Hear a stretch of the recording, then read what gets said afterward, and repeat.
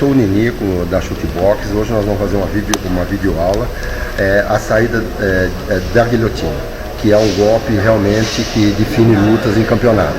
Então, nós vamos fazer o seguinte: quando você toma a guilhotina em pé, que você vai fazer a queda de perna, após a gravata do adversário, não tem mais o que fazer. Tem que policiar o próximo passo dele, que é o cadeado que ele vai fazer. Então você faz o sobrepasso do cadeado que ele vai fazer. E reserva uma perna.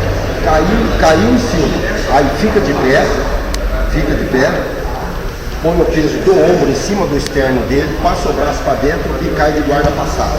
Joga o quadril para trás, põe o joelho no chão e monta de meia guarda. E monta o adversário lateral. Vou fazer mais uma vez então, agora na sequência, interrupção.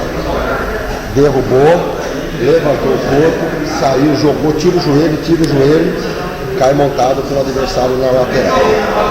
Agora o professor Monge vai fazer a mesma posição. Ele derruba ou é puxado na guarda, passa o ombro, joga o quadril, reserva o joelho e sai na montada. Então, pessoal, essa é uma videoaula da saída da guilhotina, que acredito que vai ajudar muitos lutadores, mas não deixe de fazer junto a um mestre, junto a um professor e a um treinador qualificado. Muito obrigado.